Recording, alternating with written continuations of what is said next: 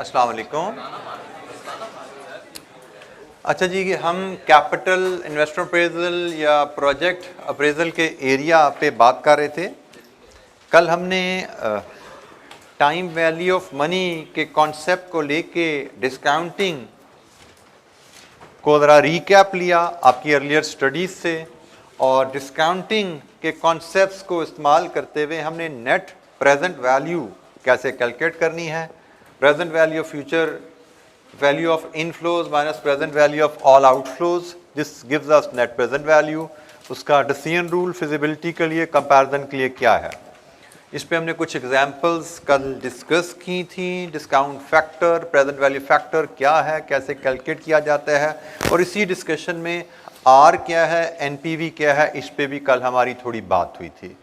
तो कोई क्वेश्चन किसी पॉइंट पे, if you think you need further explanation और सपोर्ट, पूछिए। सर कल आपने आर समझाते हुए कहा था कि अगर हम अमाउंट बोरो करें और वो हम इन्वेस्ट करें तो आर होगा जो हम जिससे हम अमाउंट हमसे बोरो किए उसको जो हम पैसे देंगे वो आर होगा। तो सर इसमें तो टाइम वैल्यू ऑफ मनी का कॉन्सेप्ट इग्नोर नहीं हुआ क्योंकि हमने इन्फ्लेशन को इग्नोर कर दिया। आर जो रेट ऑफ रिटर्न है, हमने आर के बारे में बात की थी कि हम कैपिटल जो इन्वेस्टर से हासिल करते हैं उस कैपिटल की कॉस्ट है आर। कैपिटल हम इन्वेस्टर से लेते हैं, it may be debt, it may be equity, long term debt भी हो सकता है, एक्विटी भी हो सकता है, इनका कम्बिनेशन भी हो सकता है। तो जो रिटर्न हमसे इन्वेस्टर डिमांड कर रहा है are, that is basically covering या compensating for all the three factors of time value of money. शायद इन्वेस्टर ने हमसे 10% डिमांड किया, उस 10% में 3% इन्फ्लेशन की कंपनसेशन है, 3% अपॉर्चुनिटी टू इन्वेस्ट की कंपनसेशन है, 4% जो अनसर्टेनिटी या रिस्क की कंपनसेशन है। जो कॉस्ट ऑफ कैपिटल होती है इन्वेस्टर, क्योंकि जो इन्वेस्टर पैसा दे रहा है उसको कंपनसेशन चाहिए ना टाइम वैल्यू ऑफ मनी की। तो इन्वेस्टर जो पैसा दे रहा है उसके बदले में जो वो रिटर्न मांगता है हमसे, that covers all three factors, ठीक है, and they will change. For example अगर इन्फ्लेशन 3% से बढ़ के 5% चली जाती है तो कॉस्ट ऑफ कैपिटल शायद 10% से बढ़ के 12 पे चला जाएगा, ठीक है। तो जो हमारी कॉस्ट ऑफ कैपिटल होती है, जो आर होता है, ये इन्वेस्टर्स का जो टाइम वैल्यू ऑफ मनी का फैक्टर है उसको कवर कर रहा होता है। हम टाइम वैल्यू ऑफ मनी को कंसिडर कर रहे होते हैं इस आर में। जी, एनी अदर क्वेश्चन, कोई और सवाल? जी, डिस्काउंटिंग कंपाउंडिंग का रिवर्स है, ठीक है। डिस्काउंटिंग कंपाउंडिंग का रिवर्स है। डिस्काउंटिंग हमेशा आप इस फार्मूला की मदद से ही करते हैं। जी, हमेशा से। तेरा ख्वाब पूरा हो गया हमेशा वाला। जी, हर चीज़ हमेशा एक जैसे तरीके से नहीं होती, लेकिन यहाँ पे ऐसा ही है। डिस्काउंटिंग हमेशा डिस्काउंटिंग के फार्मूले से ही होगी। जी, एनी क्वेश्चन? जी बेटा। पैसे उसके अपने होंगे तो फिर तो सर वो रेशियो वाला कॉन्सेप्ट लगेगा कि हम इतना इन्वेस्ट कर रहे हैं और रिटर्न हमें कितना आ रहा है। आपके साथी का सवाल है कि अगर हम पैसा अपना लगा रहे हैं, पैसा हम इन्वेस्टर से नहीं ले रहे। अच्छा, यहाँ पे फिर वक्त मैं आपको ले जाऊँगा सेपरेट एंटिटी कॉन्सेप्ट के ऊपर। याद है आपको कि business is a separate entity, और पैसा बिजनेस का नहीं होता, पैसा शेयर होल्डर का होता है। बेशक आप सोल प्रोप्राइटर हैं, but from a business point of view you are a separate entity. Business is a separate entity. आप सोल प्रोप्राइटर हैं, but you are still two parties. पैसा इन्वेस्टर ही देता है, and investor has its own required rate of return from the business, ठीक है। पैसा आप अपना लगाओ, पैसा आप किसी और से लेकर लगाओ, वो डेट की सूरत में लेकर लगाओ, वो इक्विटी की सूरत में लगाओ, पैसा जो भी बिजनेस में इन्वेस्ट होगा, share holder investor will have it's own required rate of return, और हम प्रोजेक्ट की फिजिबिलिटी में उसी रिक्वायर्ड रेट ऑफ रिटर्न को एज डिस्काउंट रेट यूज़ करते हैं। अच्छा, यहाँ पे थोड़ा सा मैं एलैबोरेट थोड़ा और कर दूँ। कल जो बात इसको हम लेके आगे चल रहे थे, तो हमने कल प्रोजेक्ट ए को ज़रा सा जो डिस्कस किया था, प्रोजेक्ट ए की हम बात करें तो हमने कहा था कि इनिशियल इन्वेस्टमेंट हमारी 90 मिलियन है और PV of future inflows 104.74 million है और एनपीवी हमने डिटर्मिन की थी 14.74 मिलियन। हमने प्रेजेंट वैल्यू ऑफ इनफ्लोज हमने कैलकुलेट की थी 10% पे। अगर मैं इन रिजल्ट्स को इंटरप्रेट करूं कि मैं इन्वेस्टर से 90 मिलियन लेके एक प्रोजेक्ट में जब इन्वेस्ट कर रहा हूं तो इन्वेस्टर को उसका 10% रिटर्न देने के बाद, प्रोजेक्ट की कमाई में से इन्वेस्टर को उसका 10% रिटर्न देने के बाद भी मेरे पास कुछ बच रहा है। ऐसे ही है, इन्वेस्टर से पैसे लिए, प्रोजेक्ट की कमाई में से उसको 10% दिया, उसका असल ज़र भी दे दिया, फिर भी मेरे पास 14.74 बच गया। इसका मतलब क्या है कि प्रोजेक्ट की कमाई, प्रोजेक्ट का रेट ऑफ रिटर्न 10% से ज़्यादा है। प्रोजेक्ट का रेट ऑफ रिटर्न 10% से ज़्यादा है। इन्वेस्टर 10% मांगता है, प्रोजेक्ट 10% से ज़्यादा रिटर्न दे रहा है, इन्वेस्टर के रिक्वायर्ड रिटर्न से ज़्यादा रिटर्न दे रहा है। So it is definitely feasible. अच्छा, यहाँ पे ये ध्यान में रखिएगा, अभी आपके साथी के डिस्कशन के एक क्वेश्चन के नतीजे में ये बात सामने आ चुकी है कि इन्वेस्टर कोई एक्सटर्नल टू द ऑर्गेनाइजेशन भी हो सकता है, लेंडर, और इन्वेस्टर कंपनी का अपना शेयर होल्डर भी हो सकता है। तो इन्वेस्टर कंपनी का शेयर होल्डर हो या एक्सटर्नल टू द कंपनी कोई लेंडर हो, ये इन्वेस्टर का रिक्वायर्ड रिटर्न है। और पॉजिटिव एनपीवी का मतलब क्या है? Projects rate of return is greater than cost of capital कह लो, या investors required rate of return. इस केस में पॉजिटिव एनपीवी आई है, तो पॉजिटिव एनपीवी का मतलब मैंने आपके सामने एक्सप्लेन किया। अच्छा, अब थोड़ी सी हम इसी को मजीद आगे ले जाएं। अगर यहां पे मैं कहूं आपके एक साथी का अगर एक सवाल था एनपीवी 0 आ जाए तो क्या होगा? What should be our decision? हमने कहा था ना, पॉजिटिव एनपीवी हो तो एक्सेप्ट, नेगेटिव एनपीवी हो तो रिजेक्ट। पॉजिटिव तो 0 एनपीवी हो तो क्या करें? 0 एनपीवी का फॉर एग्जांपल, अब इस केस को समझने के लिए ये देखो कि अगर मैं शेयर होल्डर हूं, मैं ही कंपनी का सोल प्रोप्राइटर शेयर होल्डर हूं, ठीक है जी, कंपनी का मालिक मैं हूं, सिंगल मेंबर कंपनी है, मेरा किसी कारोबार से रिक्वायर्ड रिटर्न 10% है, मेरा किसी कारोबार से रिक्वायर्ड रिटर्न 10% है, और मैंने एक बिजनेस अपॉर्चुनिटी आइडेंटिफाई की, मैंने उसको 10% पे डिस्काउंट किया। लेट्स अज्यूम एनपीवी 0 आई। इसका क्या मतलब है? प्रोजेक्ट मेरे रिक्वायर्ड रिटर्न को मीट कर रहा है। ऐसा ही है ना? अगर एनपीवी पॉजिटिव आती है, इसका मतलब प्रोजेक्ट का रिटर्न मेरे रिक्वायर्ड रिटर्न से एक्सीड कर रहा है।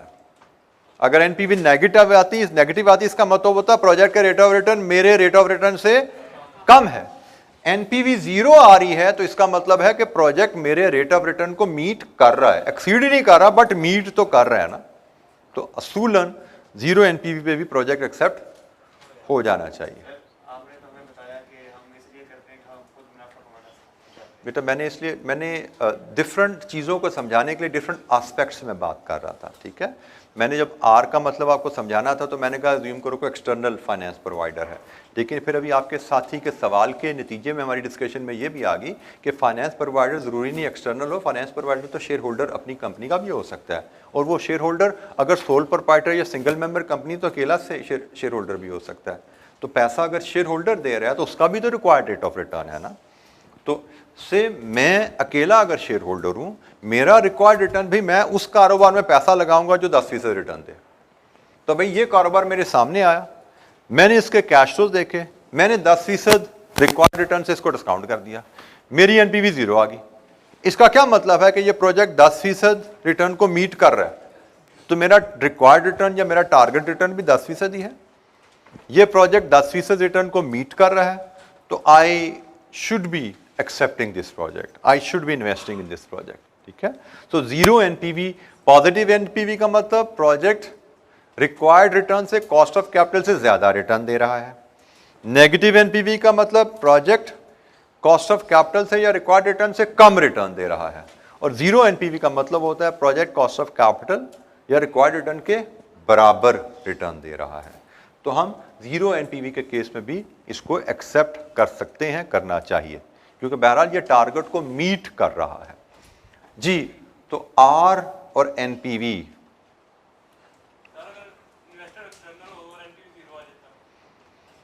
बेटा इन्वेस्टर एक्सटर्नल हो और एनपीवी 0 आ जाए, even then decision rule does not change. Investor internal हो, इन्वेस्टर एक्सटर्नल हो, decision rule does not change. Decision rule यही रहेगा कि भाई आपने कंपेयर करना है कि प्रोजेक्ट का रेट ऑफ रिटर्न आपके जो रिक्वायर्ड रिटर्न है उससे कंपैरिजन में कैसा है। Positive NPV clearly telling you कि आपके प्रोजेक्ट का रेट ऑफ रिटर्न इन्वेस्टर्स के रिक्वायर्ड रेट ऑफ रिटर्न से ज़्यादा है। नेगेटिव एनपीवी टेलिंग यू कि आपके प्रोजेक्ट का रेट ऑफ रिटर्न इन्वेस्टर्स के रिक्वायर्ड रिटर्न से कम है। और बिजनेसेस में अगर हम देखें तो 2 ही एंटिटीज़ हैं, एक आपका बिजनेस और दूसरा इन्वेस्टर, 2 एंटिटीज़ हैं। अब इन्वेस्टर शेयर होल्डर है, मैं जो एग्जांपल दी, मैं सोल प्रोप्राइटर शेयर होल्डर हूँ, लेकिन मैं हो सकता है डायरेक्टर हूँ, मेरे पास 50% शेयर्स हैं, 50% शेयर्स होल्डर पब्लिक के पास है, तो शायद आपकी नज़र में तो एक्सटर्नल है, लेकिन है तो वो शेयर होल्डर ना, मैं भी शेयर होल्डर हूँ, वो भी शेयर होल्डर है, तो मेरा भी 10% रिक्वायर्ड रिटर्न है, उनका भी 10% रिक्वायर्ड रिटर्न है, तो प्रोजेक्ट तो 10% रिक्वायर्ड रिटर्न दे रहा है ना, प्रोजेक्ट तो 10% रिटर्न दे रहा है। मेरी रिक्वायर्ड रिटर्न और जो बाहर शेयर होल्डर बैठा है उसकी रिक्वायर्ड रिटर्न में फ़र्क नहीं होता। आगे इंशाल्लाह कॉस्ट ऑफ कैपिटल में जाएंगे ना, तो आप इस पॉइंट को मजीद समझोगे, internal external point of view से इसकी कैलकुलेशन हमारे स्कोप में है, वहाँ पे हम इससे बात करेंगे। तो थोड़ी बहुत अगर कोई कमी रह जाएगी आपके कॉन्सेप्ट में तो वो कॉस्ट ऑफ कैपिटल की कैलकुलेशन में क्लियर हो जाएगी आपके।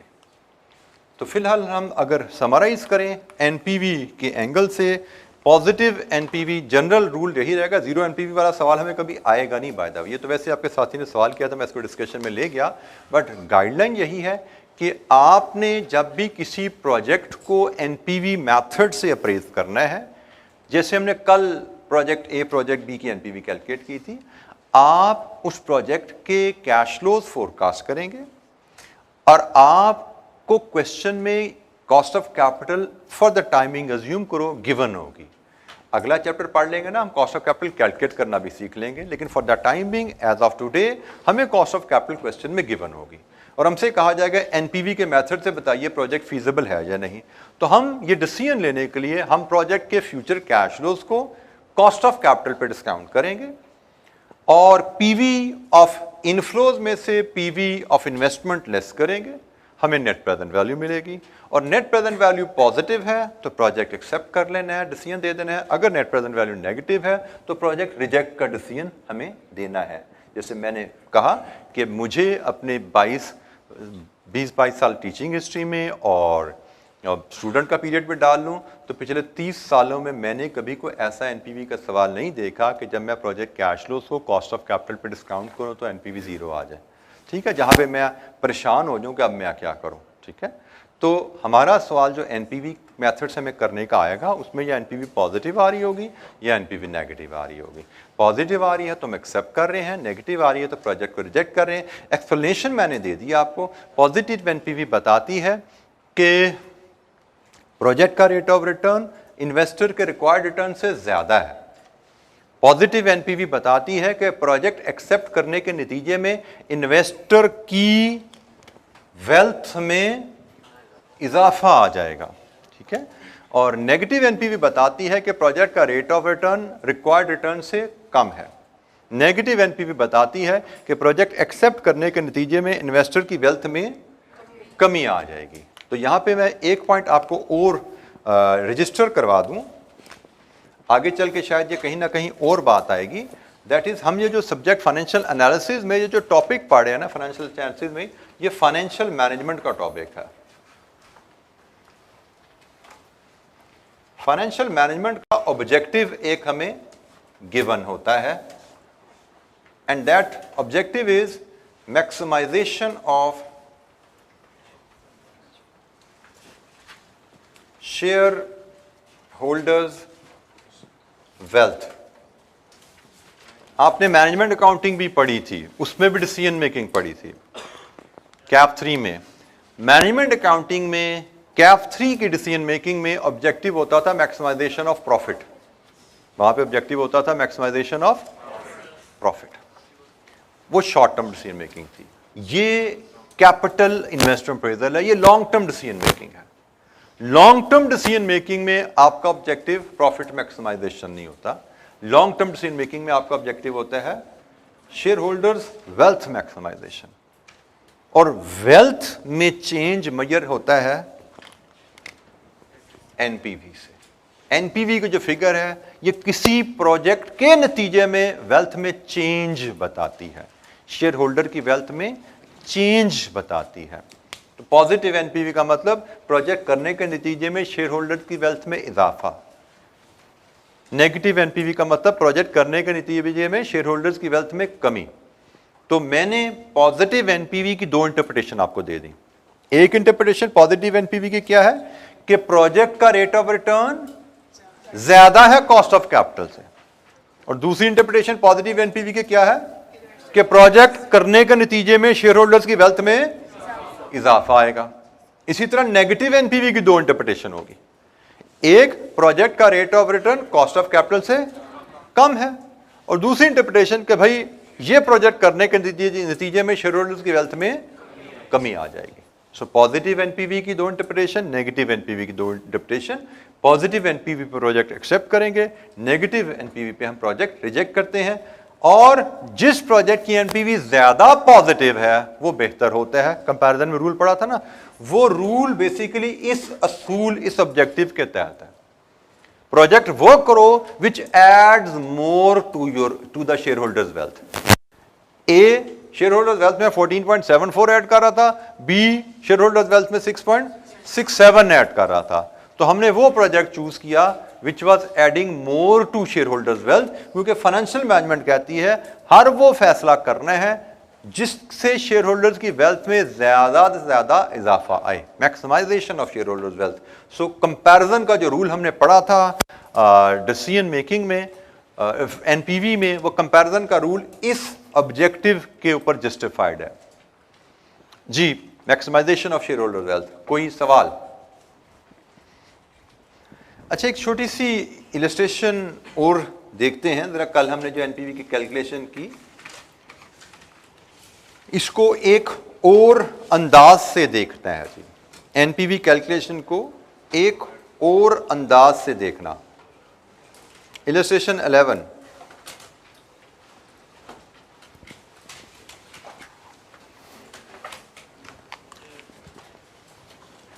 a company is considering whether to undertake an investment. The cost of capital is 15%. The initial cost of the investment would be 100,000 and the expected annual cash flows from the project would be revenue, cost, net. 1 साल, 2 साल, 3 साल, 1 लाख आज invest करो तो 3 सालों में ये net cash flows हैं जो आप कमाएंगे। required. Use compounding arithmetic to calculate whether the investment should be worth at the end of 3 years. Using discounting, calculate NPV of the project and reconcile the future value of the investment calculated by compounding with NPV. उसने कहा जी पहले एक ये value निकालो, फिर ये value निकालो, फिर इन दो वैल्यू का ताल्लुक बताओ क्या है, ये रिकंसाइल कैसे होती है। तो पहले मैं वो वैल्यू कैलकुलेट करता हूं जिससे हम फेमिलियर हैं, एनपीवी कैलकुलेशन, ठीक है। पहले हम इसको कैलकुलेट कर लेते हैं, फिर हम ए करेंगे और हम फिर सी करेंगे।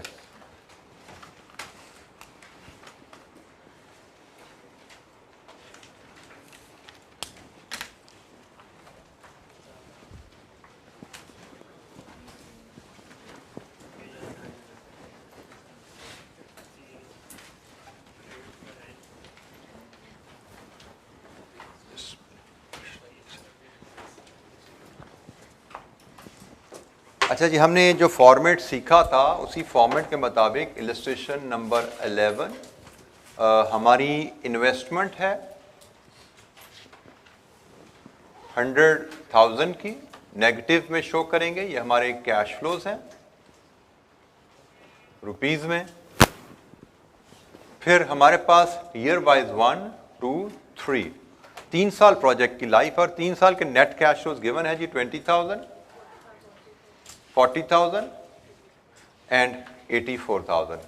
ये शायद कल भी हमारी बात किसी बच्चे ने की थी, ये रेवेन्यू और कॉस्ट रिलेटेड। तो इस तरह नेट कैश फ्लोज फोरकास्ट किए जाते हैं कि इन्वेस्टमेंट के नतीजे में जो प्रोडक्ट बना के बेचेंगे उनको बनाने का खर्चा कितना होगा और बेच के रेवेन्यू कितना आएगा। व्हाट इज द नेट कमाई, नेट ऑपरेटिंग कैश फ्लोज हमारी सालाना क्या है वो आ गई, एंड दैट्स इट। कोई रेजिडुअल वैल्यू का जिक्र नहीं है। तो ये हमारे कैश फ्लोज हो गए। इसके बाद हम जाते हैं डिस्काउंट फैक्टर पे, 15% की कॉस्ट ऑफ कैपिटल है। इसके बाद हम लेते हैं प्रेजेंट वैल्यू और फिर हम लेते हैं नेट प्रेजेंट वैल्यू। तो 15% के फैक्टर्स चाहिए। जाइए किताब के एंड पे प्रेजेंट वैल्यू टेबल खोलिए, 2 टेबल्स हैं। जो पहला टेबल है उसको आप यूज करेंगे। तो 15% जो इन्वेस्टमेंट है वो तो हमने डिस्कस की ऑलरेडी, प्रेजेंट में होती है, इसका फैक्टर तो हम 1 ले लेते हैं। तो 15% 1 ईयर, 15% N1 870, 15% 2 ईयर 756, 3 ईयर 658।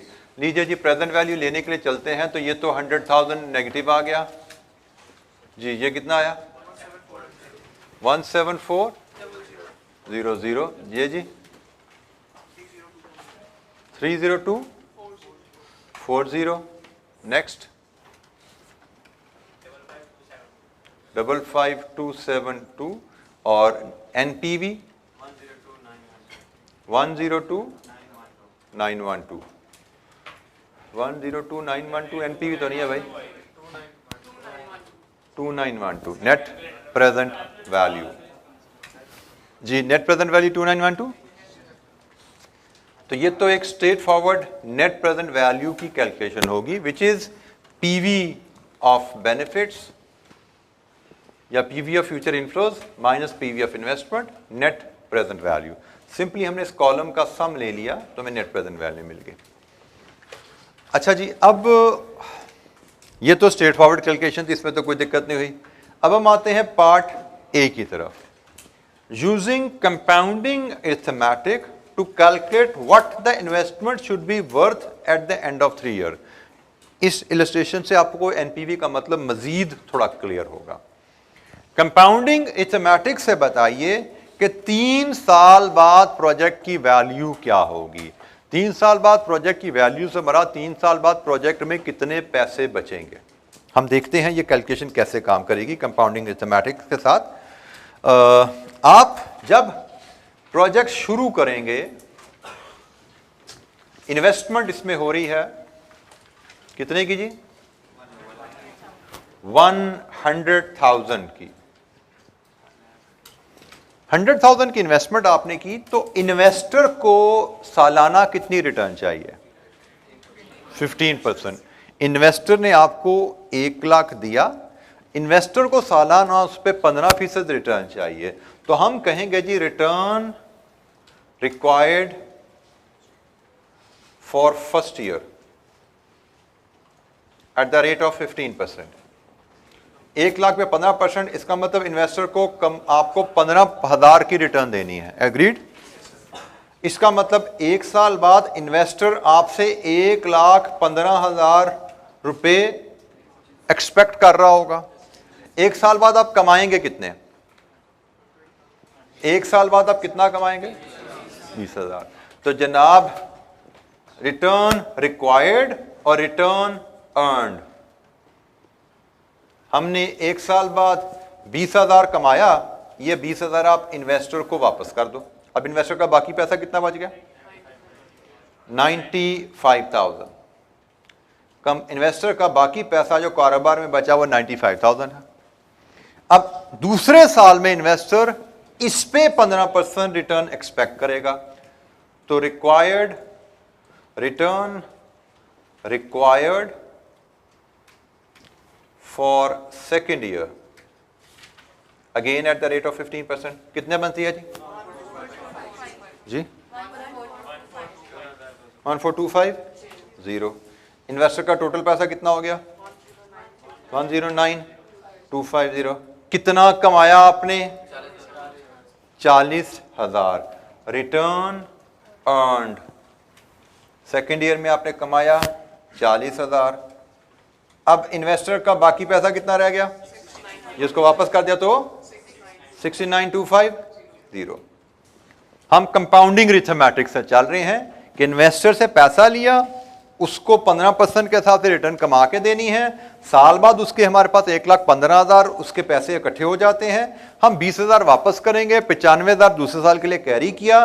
95,000 पे दूसरे साल में 15% के हिसाब से 14,250 की रिटर्न उसको देनी है। दूसरे साल के एंड पे उसका पैसा 109,250 हमारे पास होता है। दूसरे साल में हम 40,000 कमा के उसको देते हैं, तो दूसरे साल के एंड पे पैसा बचा 69,250 का हमारे पास।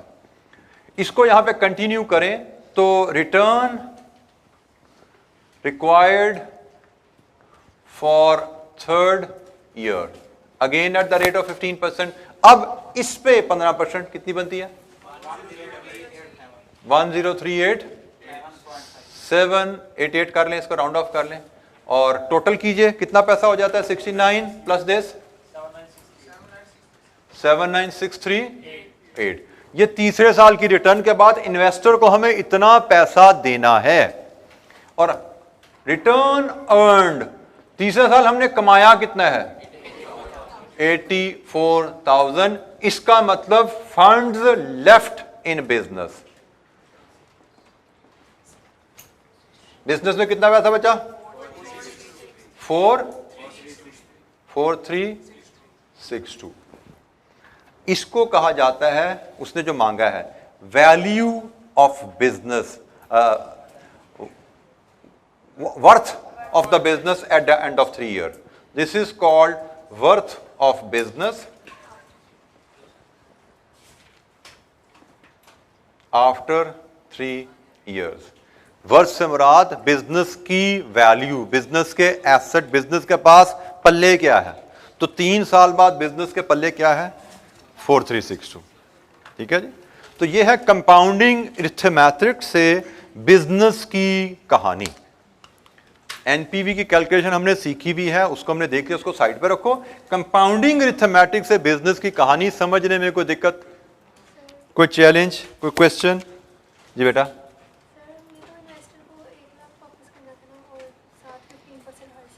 बेटा 15% सालाना ऑन द इन्वेस्टमेंट, तो मैं उसी को लेकर चला हूं। इन्वेस्टर से 1 लाख लिया है और पहले साल की रिटर्न 15% बनी। उसके पैसे मेरे पास इकट्ठे हो गए 1,15,000। लेकिन पहले साल के बाद मैंने कारोबार से 20,000 कमाया, मैंने उसको वापस कर दिया। तो बेटा 1 लाख इकट्ठा तो नहीं ना करना। कारोबार तो कितने साल का है? 3 साल का। 3 साल कारोबार चलेगा तो 3 साल में उसको इन्वेस्टमेंट विद रिटर्न वापस करनी है ना। तो वही काम मैं कर रहा हूं कि पहले साल उसको मैंने साल बाद 20,000 वापस कर दिया, बाकी बच गया 15% रिटर्न के हिसाब से चलते हुए, बाकी बच गया 95,000 मेरे पास। अब दूसरे साल 95,000 पे 15% रिटर्न उसकी इतनी बनेगी। 109 250 टोटल हो गया इन्वेस्टर का पैसा मेरे पास विद रिटर्न। दूसरे साल मैंने 40,000 कारोबार से कमा लिया, मैंने वो इन्वेस्टर को दे दिया।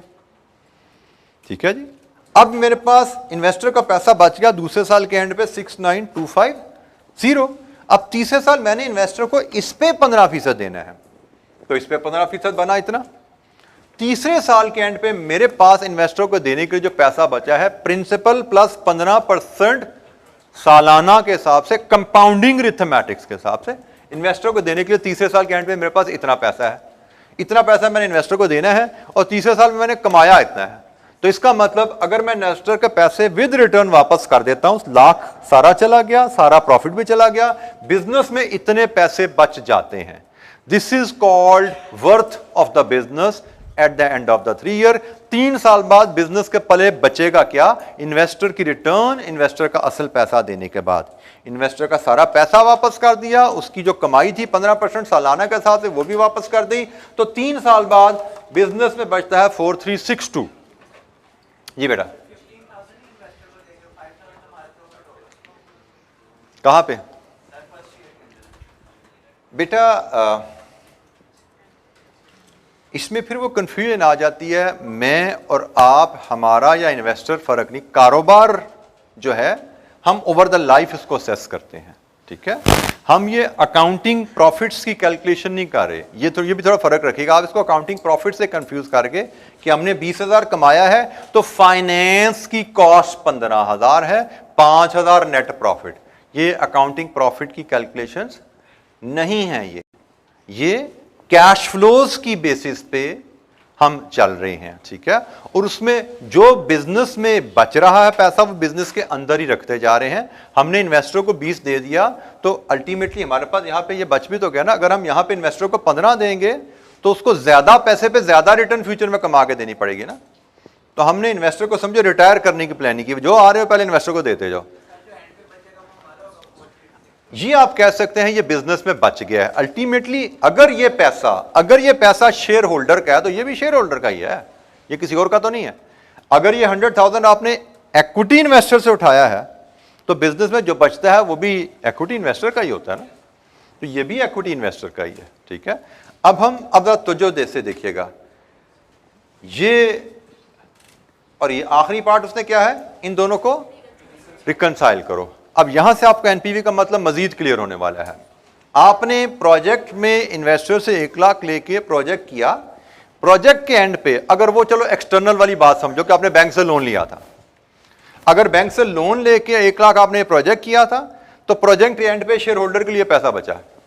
ठीक है, ये रिटर्न, ये प्रिंसिपल विद रिटर्न आप बैंक को देते जा रही हो। ये आपका प्रिंसिपल था, ये इसमें रिटर्न आई, ये बैंक को दिया, मजीद रिटर्न आई, फिर बैंक को दिया, ये सारा पैसा आपने बाहर दे दिया इन्वेस्टर को। अब ये पैसा शेयर होल्डर के लिए बच गया।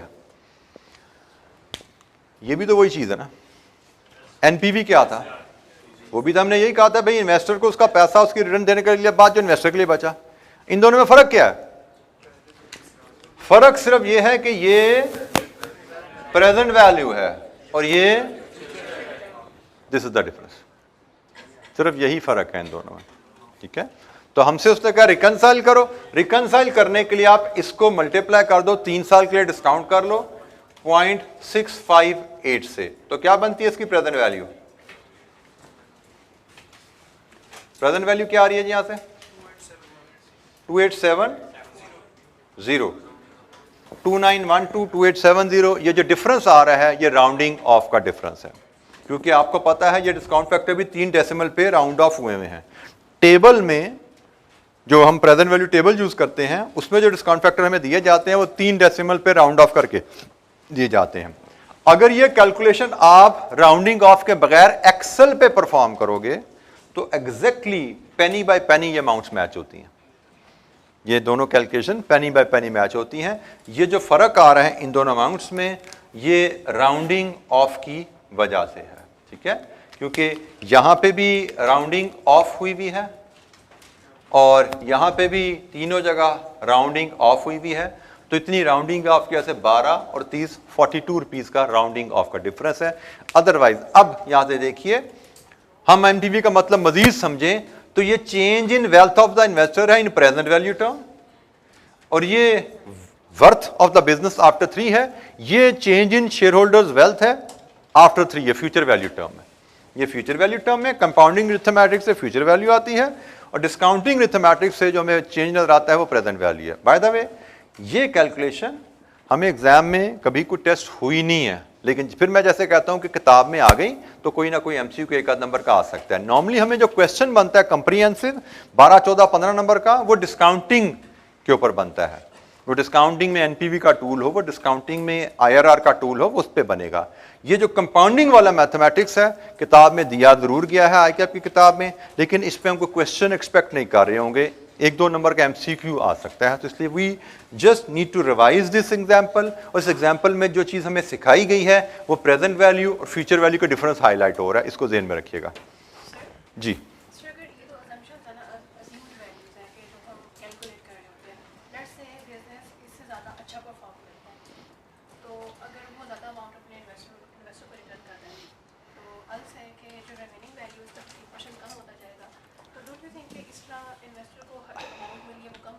आपके साथी का कहना है कि एक्चुअली बिजनेस अगर हमारी एक्सपेक्टेशन से ज़्यादा अर्न करे, क्योंकि ये तो सारा हमारा एक्सपेक्टेशन है, ये हमारी सारी एक्सपेक्टेशन है कि अगर हम ये कारोबार करेंगे तो हमारा अंदाज़ा है 20, 40, 84 कमाएंगे। एक्चुअल अर्निंग इससे ज़्यादा भी हो सकती है, इससे कम भी हो सकती है। अच्छा, अब यहाँ पे जो एक अहम बात है जो आपको ब्रेक लगाने की ज़रूरत है कि हम यहाँ पे डिसीजन मेकिंग कर रहे हैं। हम यहाँ पे डिसीजन मेकिंग कर रहे हैं कि प्रोजेक्ट अगर एनपीवी पॉजिटिव दे रहा है तो हम एक्सेप्ट कर लें, नेगेटिव दे रहा है तो रिजेक्ट कर लें। एक दफ़ा हमने फैसला कर लिया तो फिर हमारा सब्जेक्ट का काम ख़त्म हो गया। हमारी जिम्मेदारी as finance manager, as financial management expert ख़त्म होगी। उसके बाद फिर कहानी शुरू हो जाएगी अकाउंटेंट की, कि भी मशीनरी खरीदो डेबिट क्रेडिट, मटेरियल खरीदो डेबिट क्रेडिट, सेल करो डेबिट क्रेडिट, प्रॉफिट कितना आया डेबिट क्रेडिट। वो हमारा काम नहीं है। एक्चुअली क्या होता है, ये बात बिल्कुल क्लियर है कि एक्चुअल प्रॉफिट ज़्यादा भी हो सकते हैं, कम भी हो सकते हैं, but that will be dealt in financial accounting. हम यहाँ पे जो सीख रहे हैं कि भाई फैसला करते हुए एक्सपेक्टेड डाटा को यूज़ करना है, एक्सपेक्टेड डाटा को यूज़ करते हुए इन्वेस्टमेंट डिसीजन कैसे लिया जाता है, और हम उसमें जो टर्म्स जो वैल्यूज आ रही हैं उनकी अंडरस्टैंडिंग को क्लियर कर रहे हैं। एक दफा हमने एक्सेप्ट का वर्ड लिख दिया, हमारे सब्जेक्ट का स्कोप, हमारे डिपार्टमेंट का काम खत्म। ठीक है, actual results just those can be different. जी कोई और सवाल? और ये आप कह सकते हैं एक तरह का हमारे डिसीजन मेकिंग प्रोसेस की एक लिमिटेशन है कि हमारे सारे जो डिसीजंस अबाउट फ्यूचर होते हैं वो एस्टिमेटेड डाटा पे बेस्ड होते हैं, क्योंकि फ्यूचर के बारे में फैसला कर रहे हो ना, तो फ्यूचर का डाटा एक्चुअल थोड़ी हो सकता है हमारे पास, एक्चुअल तो पास का होता है। तो वो सारा एस्टिमेटेड डाटा पे बेस होता है, और एस्टिमेटेड डाटा एस्टिमेटेड ही होता है। Actual result will hardly match with the estimated result. कोई बहुत ही कोई कॉन्सिडेंस हो, कभी 100 में से कोई या 1000 में से एक दफ़ा जहाँ पे मैच कर जाएगा एक्चुअल रिजल्ट्स आपके एस्टिमेट से, अदरवाइज कभी कम दूर कभी ज़्यादा दूर, यही रहता है, कहानी ऐसी ही रहती है। जी जनाब, एनी क्वेश्चन?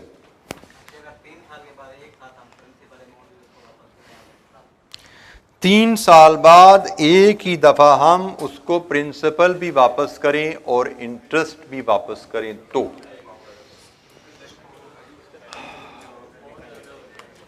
ये जो पॉइंट आप हाईलाइट करना चाह रहे हैं, this requires another dimension of calculation. 2 dimension हमने डिस्कस की ना, this requires 3rd dimension of discussion, और ये यकीनन फाइनेंशियल मैनेजमेंट के ही परव्यू में आती है, लेकिन कैफ 6 के परव्यू में नहीं आती। ये बात भी होनी है हमारी फाइनेंशियल मैनेजमेंट में, बट सीफैप 4 में होनी है कि भाई हम अगर इन्वेस्टर को पैसा सालाना ऐसे वापस ना करें, हम इन्वेस्टर को 3 साल बाद इकट्ठा देना चाहें तो क्या कहानी बनती है। तो ये कहानी भी हमारे स्कोप में आएगी, बट बीएफडी में आएगी, क्योंकि ये कहानी जो हम शुरू करेंगे जब, तो ये कहानी हमें लीड करेगी एक और इन्वेस्टमेंट अप्रेजल टूल की तरफ, जो कि अभी हमारे स्कोप में नहीं है। हमारे स्कोप में है यहाँ पे नेट प्रेजेंट वैल्यू, हमारे स्कोप में है इंटरनल रेट ऑफ रिटर्न। ये जो कहानी आपके साथी ने पॉइंट आउट कर दी ये कहानी हमें लेकर चलती है modified internal rate of return. इधर से सुनो, इधर से निकाल दो, ठीक है, याद नहीं रखना, आगे चल के पढ़ेंगे, वहां पे ये कहानी भी सुनेंगे दोबारा और यही कहानी सुनेंगे और इसके बाद हम modified internal rate of return भी सीखेंगे, बट इंशाअल्लाह C4 में। तो फिलहाल हमारे यहाँ पे ये दो ही कहानियां हैं कि भाई डिस्काउंटिंग से एनपीवी ऐसे आती है और कंपाउंडिंग से future value worth of the project in 3 years आती है। और इनका ताल्लुक क्या है, ये 3 इयर्स बाद की वर्थ की प्रेजेंट वैल्यू लो वो इससे मैच होती है। राउंडिंग ऑफ डिफरेंस की वजह से यहाँ पे नजर नहीं आ रही, लेकिन this is how it is. जी any question? By the way मुझे लगता है कि मैंने जो इसका सोल्यूशन किताब में दिया मैंने उसमें एग्जैक्ट मैच शायद करवाया हुआ है, देखो जरा इसका सोल्यूशन देखो जरा, एग्जैक्ट मैच है वहां पे। तो वो मैंने एक्सेल पे बनाया था सोल्यूशन सिर्फ आपकी लर्निंग के लिए। यहाँ पे मैंने एक्सेल में नहीं बनाया, यहाँ पे मैंने बोर्ड पे कर दिया। वो मैंने सोल्यूशन शायद एक्सेल में बनाया था इसका इलस्ट्रेशन 11 का, उधर मैंने एग्जैक्ट मैच होता आपको नजर आ रहा है, ये वैल्यूज एग्जैक्ट मैच होती नजर आ रही हैं। जी बेटा,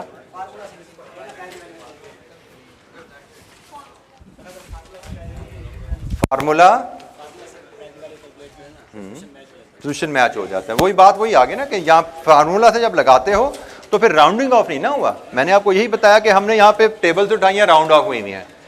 एग्जाम में ये ध्यान में रखिए, एग्जाम में राउंडिंग ऑफ की वजह से अगर हमारे आंसर्स में कोई डिफरेंस आ रहा है तो this is not an error, ये गलती नहीं है ये, ठीक है, ये ध्यान में रखना। मतलब जो सोल्यूशन आपको किताब में दिया गया है वो बिल्कुल मैच है, वो भी ठीक है। जो सोल्यूशन मैंने बोर्ड पे कर दिया और इसके नीचे मैं सिर्फ ये जुमला लिख दूं, the difference is due to rounding off present value factors, खत्म होगी। ये भी फुल बटा फुल मार्क्स वाला जवाब है, ठीक है। तो राउंडिंग ऑफ की वजह से अगर वैल्यूज थोड़ी सी बदलती हैं तो हमारे आंसर की क्वालिटी पे असर नहीं आता। जी कोई सवाल जी? और जी बेटा,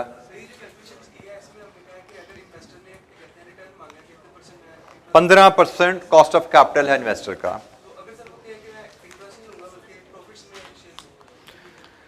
अगर इन्वेस्टर कहे कि मुझे फिक्स रिटर्न नहीं चाहिए तो क्या होगा?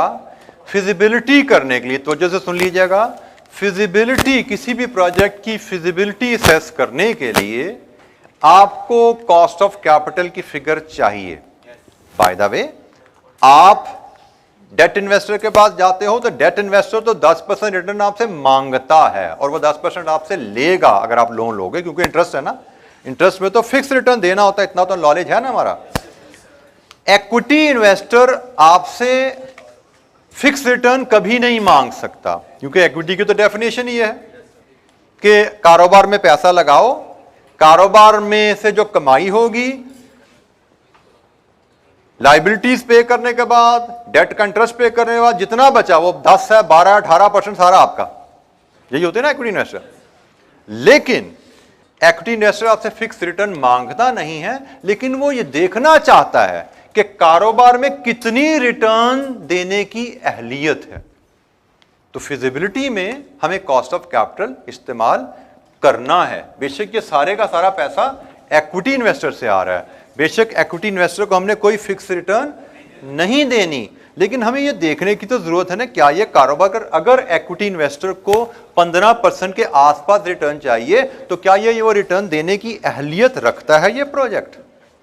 ठीक है, तो हम इसलिए कॉस्ट ऑफ कैपिटल यकीनन यूज करेंगे, बेशक हमारी इन्वेस्टर से रिटर्न की कोई गारंटी है या नहीं। फिजिबिलिटी में we need cost of capital ताकि हम देख सकें प्रोजेक्ट की रिटर्न देने की अहलियत क्या है। तो इस केस में हम देख रहे हैं कि अगर इन्वेस्टर 15% रिटर्न मांगे तो प्रोजेक्ट की अहलियत 15 से ज्यादा रिटर्न देने की है। पॉजिटिव एनपीवी मींस प्रोजेक्ट 15% से ज्यादा रिटर्न दे रहा है। जी जनाब, एनी क्वेश्चन? कोई और सवाल?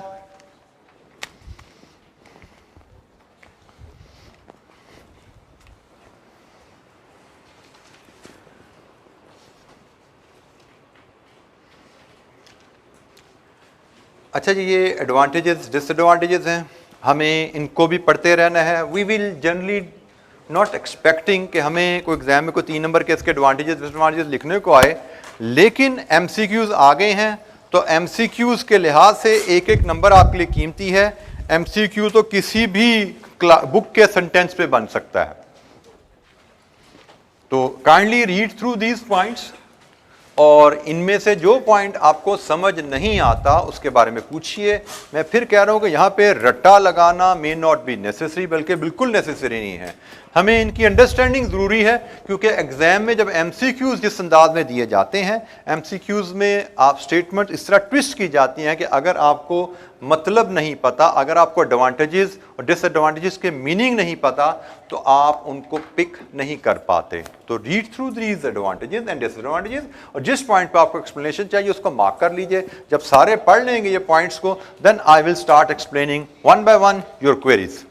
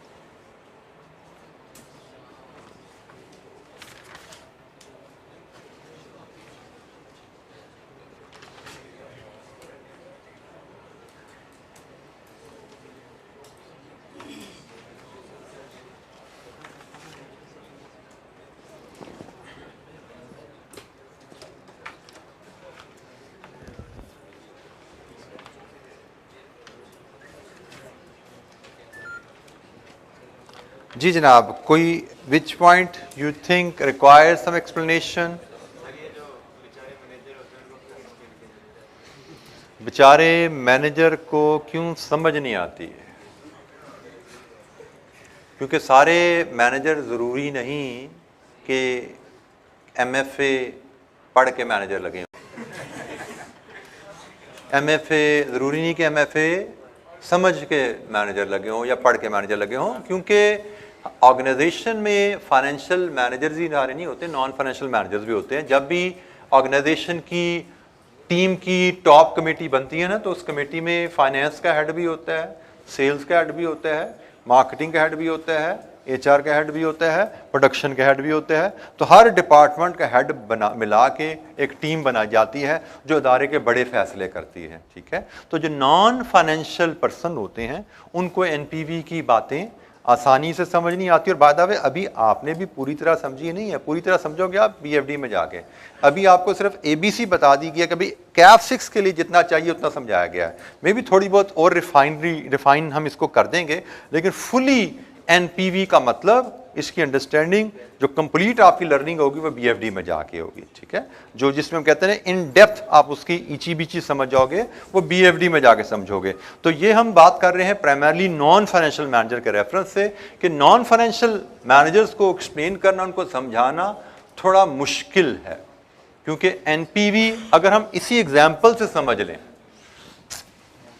क्या मैं नॉन फाइनेंशियल मैनेजर को मैं बता रहा हूं जी इस प्रोजेक्ट कर लो, एनपीवी 2912 है, कहूँगा एनपीवी क्या है बताओ जरा मुझे, क्या मेरे पास पैसे आ जाएंगे, क्या मेरे पास 2912 बच जाएगा? ऐसा है जी, क्या 2912 कारोबार में बच जाएगा? Answer is no. कहानी क्या है कि हम ये कारोबार इन एस्टिमेटेड कैश फ्लो के बेसिस पे अगर करें और इन्वेस्टर को 15% देते चलें, तो 3 साल बाद जो अंदाजन हमें पैसा बचेगा ये उसकी प्रेजेंट वैल्यू है। और ये सारी कहानी अंदाजे पे बेस्ड अफसाना है। ठीक है, तो ये एक्सप्लेन करना किसी को मुश्किल है। फिर प्रेजेंट वैल्यू ये है, तो नॉन फाइनेंशियल मैनेजर को प्रेजेंट वैल्यू का क्या पता, वो भी उसको फिर बताना पड़ेगा। तो it is difficult to explain. वो तो प्रॉफिट्स की टर्म को समझते हैं, भी कितने पैसे आएंगे मेरे हाथ बताओ, कितने % रिटर्न आएगी वो बताओ। तो it is difficult to explain to non financial managers. जी और पूछिए जी, और किस पॉइंट पे आपको लगता है एक्सप्लेनेशन मिलनी चाहिए आपको? It is point number 4. It is absolute measure of increase in shareholders wealth. अच्छा, आप जब किसी भी इन्वेस्टमेंट से रिटर्न को देखते हैं तो रिटर्न को मेजर करने के दो ब्रॉड कैटेगरीज ऑफ टूल्स हैं. एक कहलाता है एब्सोल्यूट मेजर और एक कहलाता है relative measure. Percentages are relative measures कि जी आप कारोबार में इन्वेस्ट करें 10% मुनाफा आएगा सालाना, कारोबार में इन्वेस्ट करें 15% सालाना मुनाफा आएगा. 15% किसका भाई? तो आपको बताना पड़ेगा भी 15% इन्वेस्टमेंट का. कौन सी इन्वेस्टमेंट का? पहले साल की इन्वेस्टमेंट का या दूसरे साल की इन्वेस्टमेंट का? अब यहां पे देखिए ना, पहले साल की इन्वेस्टमेंट का 15% कुछ और है, दूसरे साल की इन्वेस्टमेंट का 15% कुछ और है. सो एब्सोल्यूट जो रिलेटिव वैल्यूज हैं वो डिपेंड कर रही होती हैं बेस वैल्यू के ऊपर. उनका रिस्पांस डिपेंड करता है बेस वैल्यू पे. जनरली समझा जाता है कि absolute values to measure return are better measure than the relative measure. यहां पे एब्सोल्यूट वैल्यू, अगर हम इसको समझ जाएं, अगर हमें एनपीवी का मतलब पता है तो यहां पे हमें क्या पता लग रहा है कि भाई ये प्रोजेक्ट करने के नतीजे में शेयर होल्डर्स की वेल्थ में 2,912 रुपए का इजाफा आएगा. अब कितने परसेंट आएगा रिटर्न, कितनी इन्वेस्टमेंट है वगैरह वगैरह, कोई इरेलेवेंट इंफॉर्मेशन नहीं गिवन, बड़ी स्पेसिफिक इंफॉर्मेशन गिवन है. एब्सोल्यूट कि भाई अगर ये प्रोजेक्ट करोगे तो you will become richer by this amount. अगर इसकी जगह आज 10% रिटर्न आएगी जी, अच्छा 10% किसकी रिटर्न आएगी, कब आएगी, कितनी आएगी, लंबा चैप्टर खुल जाएगा. कभी पहले साल इतना आएगा, दूसरे साल इतना आएगा, तीसरे साल इतना आएगा, कब आएगा. यहां पे सीधा एक ही बात है, प्रेजेंट वैल्यू टर्म में वेल्थ इतने से बढ़ेगी. एक ही वैल्यू है और एक ही टाइम पे उसकी कैलकुलेशन दे दी गई है, जबकि ये सारी परसेंटेजेस हैं, रिलेटिव हैं और डिफरेंट सालों में हैं. सो एब्सोल्यूट रिटर्न्स को हमेशा, एब्सोल्यूट मेजर ऑफ रिटर्न को हमेशा रिलेटिव मेजर ऑफ रिटर्न से बेहतर टूल समझा जाता है. एनपीवी चूंकि एब्सोल्यूट वैल्यूज में मेजर करती है चीजें, इसलिए it is definitely a better tool. जी एनी अदर पॉइंट? जी बेटा. पॉइंट नंबर 2 डिसएडवांटेज कैसे है? अब उतर जाओ तो कॉस्ट ऑफ कैपिटल पढ़ेगा ना, फिर पता लगेगा. Requires cost of capital to be known. कि कॉस्ट ऑफ कैपिटल कैलकुलेट नहीं कर सकते तो एनपीवी भी नहीं कर सकते. And cost of capital itself is a very tough topic, not in CAP 6, but जब आप इंशाल्लाह बीएफडी में जाओगे यू विल लर्न कि कॉस्ट ऑफ कैपिटल कैलकुलेट करना itself is a very tough complex task. तो एनपीवी का टूल तब तक अप्लाई नहीं हो सकता जब तक आपको कॉस्ट ऑफ कैपिटल कैलकुलेट करनी नहीं आती, जो कि itself is a complex task. इसलिए हम इसको इसका ड्रॉबैक लिखते हैं कि ये tool itself requires support from another advance tool. उसके बगैर ये टूल अप्लाई नहीं हो सकता. This is a drawback. But otherwise इसका एक एडवांटेज जो यहाँ पे हाईलाइट नहीं हुआ, एडवांटेज तो नहीं कहूंगा, इसका मैं कहूँ एडजेक्टिव कह लें कि this is the best tool. हम जितने भी इन्वेस्टमेंट अप्रेजल टूल एक पढ़ चुके हैं और आगे भी कितने ही पढ़ेंगे, मे बी आप फाइनल में भी जाके पढ़ोगे, but this will stay the best tool. NPV will stay the best tool of investment appraisal. Capital project appraisal के लिए बेस्ट टूल रहेगा ये. जी एनी अदर पॉइंट जो आपको लगता है एक्सप्लेनेशन चाहिए? Point 2 based on cash flow rather than accounting profit. अच्छा, ये जिससे मैंने एब्सोल्यूट और रिलेटिव का फर्क बताया ना, कि रिलेटिव की निस्बत एब्सोल्यूट मेजर्स ऑफ रिटर्न बेहतर हैं. इसी तरह हमने कल बात की थी कि किसी बिजनेस से रिटर्न को मेजर करने के दो तरीके हैं, कि कैश फ्लो में मेजर कर लो, एक प्रॉफिट्स में मेजर कर लो. प्रॉफिट्स 10,000 सालाना, कैश फ्लो 9,000 सालाना, दोनों मेजर्स करने के तरीके हैं. तो अकाउंटिंग प्रॉफिट और कैश फ्लो को जब हम कंपेयर करते हैं तो definitely cash flow is considered better measure of return. वजह क्या है? Accounting profit is subject to manipulation. As an accountant, अभी आपको बड़े को बाबे अकाउंटेंट नहीं बने, बट आपको पता है कि अकाउंटिंग प्रॉफिट पॉलिसी बदलने से हिल जाता है. जैसे आप इन्वेंट्री वैल्यूएशन पॉलिसी बदल दो, FIFO से आपको पे चले जाओ, आपको से FIFO पे चले जाओ, प्रॉफिट बदल गया. डेप्रिसिएशन की पॉलिसी बदल दो, स्ट्रेट लाइन से रिड्यूसिंग बैलेंस पे जाओ, रिड्यूसिंग से स्ट्रेट लाइन पे जाओ, बदल गया. अभी आगे चल के इंशाअल्लाह आपने बड़े स्टैंडर्ड्स पढ़ने हैं, डिफरेंट अकाउंटिंग स्टैंडर्ड्स हैं जो कि अकाउंटिंग ट्रीटमेंट की डिफरेंट ऑप्शन देते हैं। ऑप्शन ए लो तो प्रॉफिट कुछ और, बी लो तो प्रॉफिट कुछ और। अब जहां पे हम जब कहते हैं कि अब फॉर एग्जांपल मैं एक फाइनेंस मैनेजर हूं, मैंने अपने मुझे चीफ एग्जीक्यूटिव ने जिम्मेदारी दी कि भाई ये प्रोजेक्ट की फिजिबिलिटी बनाओ। मैंने प्रोजेक्ट की फिजिबिलिटी बनाई और मैंने लेट्स अज्यूम ये अकाउंटिंग प्रॉफिट मेजर किए में है कि भाई अगर 1 लाख आप आज इन्वेस्ट करेंगे तो पहले साल का प्रॉफिट 20,000 है, दूसरे साल का 40,000, तीसरे साल का 84,000 आएगा। लेट्स अज्यूम मैंने अगर ये प्रॉफिट में मेजर किए होते, मैंने प्रॉफिट्स मेजर किए, अपने चीफ एग्जीक्यूटिव को दिखाया, वो बड़ा खुश हुआ, भाई 1 लाख में बड़े ज्यादा मुनाफे आ रहे हैं, अगले फ्यूचर में इन्वेस्ट कर दो। अब जब इन्वेस्ट हो गया, एक्चुअल प्रॉफिट पहले साल में आ गया 15,000। अब लग गई मेरी नौकरी दाव पे, क्योंकि मेरी तो लग जानी क्लास। भाई तुमने कहा था 20,000 मुनाफा आएगा इस प्रोजेक्ट से, तो 15,000 आया, तो मैं फिर अकाउंटेंट किस काम का अगर 15,000 उस तक पहुंचे? प्रॉफिट है ना, पॉलिसी इधर की उधर घुमाऊंगा, उधर की इधर घुमाऊंगा, प्रॉफिट को 20,000 बना दूंगा। 25 भी बनाया जा सकता है, अगले साल 20 कमा लिया, 20 का 50 भी बनाया जा सकता है पॉलिसी बदल के, ठीक है। लेकिन अगर ये मैंने कैश फ्लोज में मेजर करके उसको दिया हुआ है कि भाई कारोबार करो, साल बाद 20,000 कैश आएगा, तो बैंक में अगर 15,000 पड़ा है तो 5,000 में पल्ले से नहीं डाल सकता। इसलिए कहा जाता है कि जो कैश फ्लो बेस्ड मेजर्स हैं वो अच्छे हैं, क्योंकि सारे फ्यूचर के बारे में अंदाजा लगा रहे हैं।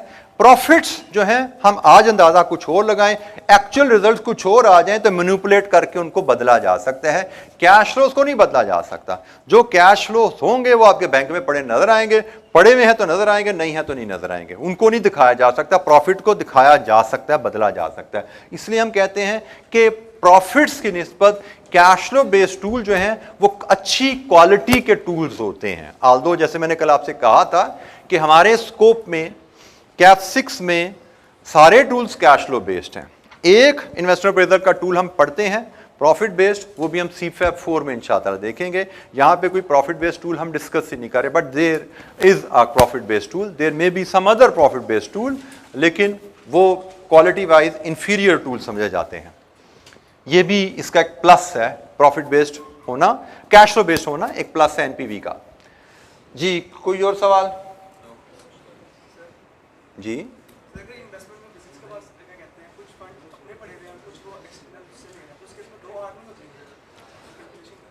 जी आपके साथी का कहना है कि अगर बिजनेस कंपनी एक प्रोजेक्ट में पैसा इन्वेस्ट करने जा रही है, उसके इन्वेस्टमेंट के लिए जो पैसे चाहिए वो फंड्स के कुछ इंटरनली फंड्स अवेलेबल है और कुछ बाहर से लेना चाह रही है, तो वैसे तो इसका जवाब यही है जो थोड़ी देर पहले मैंने कहीं बात की थी कि कॉस्ट ऑफ कैपिटल इंशाअल्लाह पढ़ेंगे तो वहां पे ये चीजें सारी ये एड्रेस होने वाली हैं।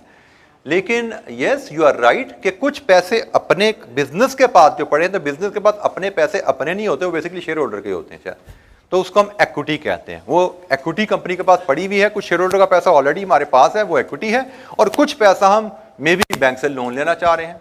तो दो इन्वेस्टर हो गए, एक इक्विटी इन्वेस्टर हो गया, एक डेट इन्वेस्टर हो गया।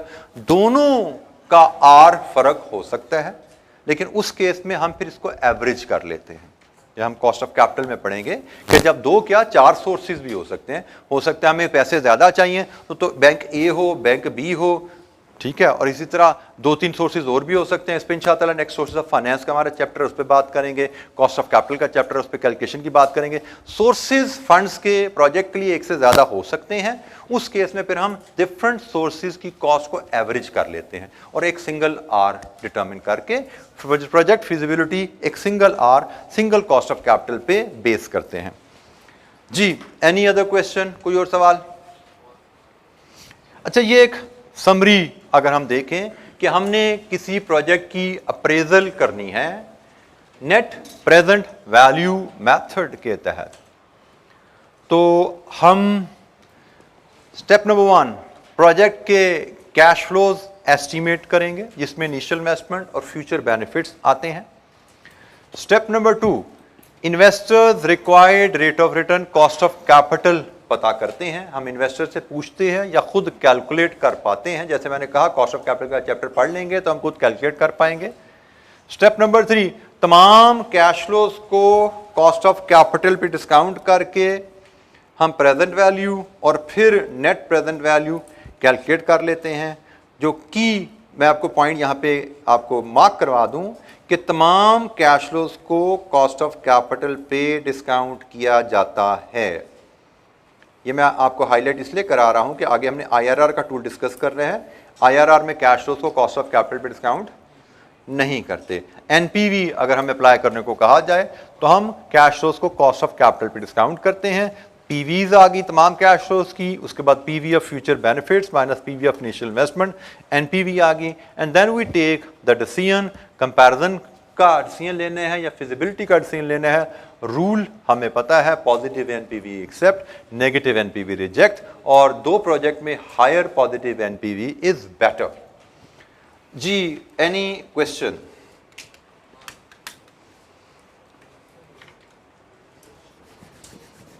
अच्छा जी, रमज़ान का महीना चल रहा है, उसका रेफरेंस है। 2 मिनट एक नसीहत के आपसे लूँगा। क्लास में हमारे रहते हैं 5-7 मिनट में, 2-3 मिनट आपसे लेके फिर आज का लेक्चर हम क्लोज करेंगे। कल इंशाअल्लाह आगे चलेंगे अपनी डिस्कशन को लेके। रमज़ान के महीने के रेफरेंस एक छोटी सी हदीस, कल परसों में कहीं बैठा हुआ था किसी महफिल में, वहाँ पे जिक्र हुआ था। अक्सर बच्चों ने ये हदीस सुनी होती है, लेकिन याद दहानी के लिए हम जिक्र करते हैं कि अगर जहन से निकल जाए रमज़ान के महीने की अहमियत में, हमारे जहन में कुछ दुनियावी मामलात में डल के कुछ कमी आ जाए तो उसकी याद दहानी हो जाए, तवज्जो हो जाए। नबी करीम सल्लल्लाहु अलैहि वसल्लम एक दफ़ा मस्जिद नबवी में मिंबर पे चढ़ रहे थे खुतबा देने के लिए। हर कदम पे बल्कि 3 कदम उठाए उन्होंने, 3 कदम पे आमीन कहा।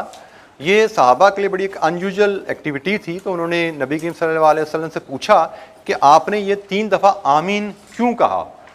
तो नबी करीम ने बताया कि मैं एक कदम उठाता था तो हज़रत जिब्राईल अलैहिस्सलाम जो कि फ़रिश्तों के सरदार हैं, वो एक दुआ करते थे, मैं उस पर आमीन कहता था। दूसरे कदम पे फिर एक दुआ होती थी, फिर आमीन मैं कहता था। तीसरे कदम पे फिर एक दुआ थी और मैं उस पर आमीन कहता था। ये तीनों दुआएं जानना आपके लिए बड़ा ज़रूरी है, क्योंकि वो दुआएं हैं जो फ़रिश्तों के सरदार ने की हैं और नबियों के सरदार ने इस पर आमीन कहा है। तो आप इससे इनकी अहमियत का अंदाज़ा कर सकते हैं बीइंग मुस्लिम, कि इनकी कबूलियत का दर्जा क्या है। तो यकीनन ये कबूल हो चुकी हुई हैं दुआएं। अब उन तीनों का सीक्वेंस सवालों का क्या था, मैं 1 बाय 1 आपसे जिक्र कर लेता हूँ। जो भी सीक्वेंस था, तीनों सवाल आपके सामने आए। पहली दुआ थी कि उस शख्स की नाक खाक आलूद हो जिसके सामने आप नबी करीम सल्लल्लाहु अलैहि वसल्लम का नाम लिया जाए और वह आप पे दरूद ना भेजे। खाक आलूद या गर्द आलूद नाक होने से मुराद अरबी में, अगर हम इसको एक तो लिटरल मीनिंग है ना कि खाक आलूद होना, लेकिन अगर हम इसका मीनिंग इन डेप्थ समझना चाहें, असल मीनिंग देखना चाहें, तो वो ज़लीलो ख्वार होना है। किसी का नाक खाक आलूद होने से मुराद है ज़लीलो ख्वार होना। तो वो शख्स ज़लीलो ख्वार हो जाए जिसके सामने नबी करीम सल्लल्लाहु अलैहि वसल्लम का नाम लिया जाए और वो दरूद ना पड़े आप पे। और हमें मोहतात रहना है कि हम ज़िंदगी में चलते फिरते कितनी दफ़ा अज़ानें सुनते हैं, गुफ्तगू में नाम आता है, तो हमें ज़रा मोहतात रहना चाहिए कि हम जब भी अज़ान हो रही हो, अज़ान का जवाब तो वैसे ही अज़ान को साथ साथ पढ़ना होता है सवाए का चेंज के, लेकिन जब नबी करीम सल्लल्लाहु अलैहि वसल्लम का नाम आए, कलमात आए, तो वहाँ पे हमें ज़रूर दुरूद पढ़ना है। दूसरी दुआ थी वो शख्स, उस शख्स की नाक खाक आलूद हो जिसको उसके वालिदैन में से दोनों या कोई एक बुढ़ापे में मिले और उसने उनकी फर्माबरदारी और ख़िदमत से जन्नत ना कमाई। अब बुढ़ापे का मतलब ये आपको जहन में रखना है, मतलब ये ना समझिए ज़रूरी कि खुदा न खास्ता उनकी कमर टेढ़ी हो जाए, चलने फिरने से रह जाए, उसी को बुढ़ापा कहा जाएगा। मुझे लगता है कि फर्माबरदारी की हद तक तो बात वहीं से शुरू हो जाती है, जब से आप लोग समझदार होगी, आपको मतलब समझ आ गया फर्माबरदारी का। और जन्नत कमाने के लिए खिदमत का काम तभी से शुरू हो गया जब आप इस काबिल हो गए कि आप उनको किसी न किसी मामले में हेल्प कर सको। तो बुढ़ापे का मतलब ज़रूरी नहीं कि लिटरली बुढ़ापा ही हो। यहाँ पे माँ बाप जिस भी होश में आपको, जिस भी एज में आपको मिल गए, आप जिस एज में हो, वो जिस एज में है, आपके लिए काम शुरू है कि अगर आपने उनकी खिदमत और फर्माबरदारी से जन्नत नहीं कमाई, ये जहन में नज़रिया नहीं है कि मैंने इनकी फर्माबरदारी से, इनकी खिदमत से जन्नत कमानी है, अगर ये दिमाग में नज़रिया नहीं है, तो दुआ और आमीन आपने सुन ली। और तीसरी दुआ, जिस शख्स की ज़िंदगी में रमज़ानुल मुबारक आया और उस शख्स ने इस महीने में इस्तग़फ़ार और इबादात के थ्रू अपनी गर्दन को जहन्नुम की आग से आज़ाद नहीं कराया, उसकी नाक खाक आलूद हो। तो ये रमज़ान का महीना, it's not just a routine, it's not just a ritual for a Muslim कि आपने सुबह सहरी खा ली, सारा दिन को भूखे रह गए, शाम को इफ्तारी कर ली, नमाज पढ़ी ना पढ़ी, तरावी इबादत रात को की ना की। It's not that. मतलब फ़राइज़ के अलावा, रोज़ों के अलावा, नमाज के अलावा बाकी चीज़ फ़राइज़ नहीं है। तरावी को फ़र्ज़ नहीं है, वो सुन्नतें हैं, वाजिब जिनको हम कहते हैं, पढ़ लिया ना पढ़ा। लेकिन असल चीज़ है इंटेंट, कि क्या आप में ये, आपके अमाल में ये रिफ्लेक्ट हो रहा है कि आप इस महीने में अपने आप को जहन्नुम की आग से बचाने के लिए कोशिश कर रहे हैं। और वो कोशिश क्या है कि अपने आप को गुनाहों से बचाया जाए, ज़्यादा से ज़्यादा नेक अमाल किए जाएं, 70 गुना 700 गुना जिसका सवाब मिलता है एक अमल का। क्या हम उस कोशिश में हैं कि ज़्यादा से ज़्यादा सवाब इकट्ठे कर लें, इतना सवाब इकट्ठा कर लें कि आखिर में हमारा पलड़ा इतना ज़्यादा भारी हो, हमें लैलतुल कदर आनी है? क्या हमारे जहन में ये टारगेट है कि हम उसको ढूंढेंगे, इतना सवाब कमाना चाहेंगे? तो ये 3 दुआएं हैं और ये तीनों हमारी डेली रूटीन में, एक तो सालाना मौका आता है रमज़ान का, और बाकी जो 2 चीज़ें हैं वो तो रोज़ की रोज़ बातें हैं। कितनी दफ़ा माँ बाप से भी मिलते हैं, उनकी बातें भी सुनते हैं, उनसे डील भी करते हैं, और नबी करीम सल्लल्लाहु अलैहि वसल्लम का नाम भी हमारे सामने कई दफ़ा आता है, दस्तियों दफ़ा आता है। तो ख्याल कीजिएगा। छोटी सी नसीहत के साथ आज का लेक्चर ख़त्म। बाकी इंशाअल्लाह कल मिलेंगे, डिस्कशन को आगे लेकर चलेंगे इसी चैप्टर की। अस्सलाम वालेकुम, अल्लाह हाफ़िज़।